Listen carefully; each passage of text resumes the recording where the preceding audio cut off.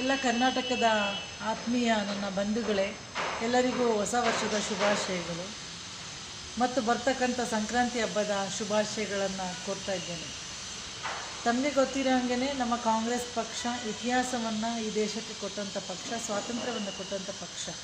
ಇಂದಿರಾ ಗಾಂಧಿ ಅಮ್ಮನ ಪಕ್ಷವೆಂದೇ ಗುರುತಿಸ್ಕೊಂಡಿರುವಂತಹ ಈ ಒಂದು ಕಾಂಗ್ರೆಸ್ ಪಕ್ಷದ ಶಕ್ತಿ ಮಹಿಳಾ ಶಕ್ತಿ ಈ ದೇಶದ ಶಕ್ತಿ.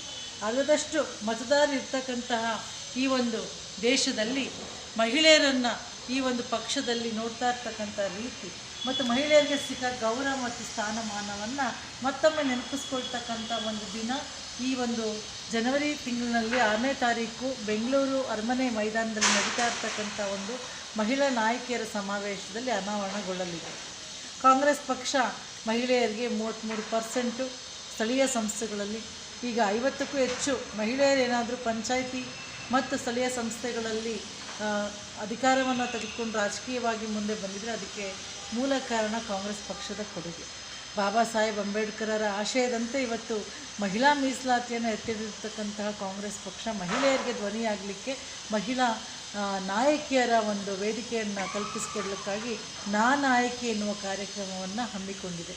ಸನ್ಮಾನ್ಯ ಅಧ್ಯಕ್ಷರಾದ ಡಿ.ಕೆ. ಶಿವಕುಮಾರ್ ಅವರು, CLP ನಾಯಕರಾದಂತಹ ಶ್ರೀ ಸಿದ್ದರಾಮಯ್ಯನವರು ಮತ್ತು ACC ಅಧ್ಯಕ್ಷರಾದ ಖರ್ಗೆ ಸಾಹೇಬ್ರ ಒಂದು ನೇತೃತ್ವದಲ್ಲಿ ಬೆಂಗಳೂರಿನಲ್ಲಿ ಅರಮನೆ ಮೈದಾನದಲ್ಲಿ ಬೃಹತ್ ಸಮಾವೇಶ ನಡೀತಾ ಇದೆ.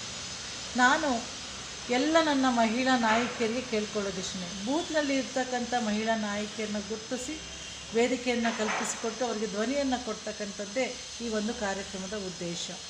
ಎಲ್ಲ ನನ್ನ ಮಹಿಳಾ ನಾಯಕಿಯರು ಈ ಕಾರ್ಯಕ್ರಮದಲ್ಲಿ ಹೆಚ್ಚಿನ ಸಂಖ್ಯೆಯಲ್ಲಿ ಬಂದು ಭಾಗವಹಿಸಬೇಕು ಮತ್ತು ನಿಮ್ಮ ಒಂದು ನಾಯಕತ್ವದ ವೇದಿಕೆಯಲ್ಲಿ ಗುರುತಿಸ್ಕೊಳ್ತಕ್ಕಂಥ ಒಂದು ಕೆಲಸವನ್ನು ಮಾಡಿ ಅಂತ ಹೇಳ್ತಾ ನಾನು ನಿಮ್ಮನ್ನೆಲ್ಲರನ್ನೂ ಕೂಡ ಪ್ರೀತಿಪೂರ್ವಕವಾಗಿ ಸ್ವಾಗತಿಸುತ್ತೇನೆ. ಧನ್ಯವಾದಗಳು. ಜೈ ಹಿಂದ್.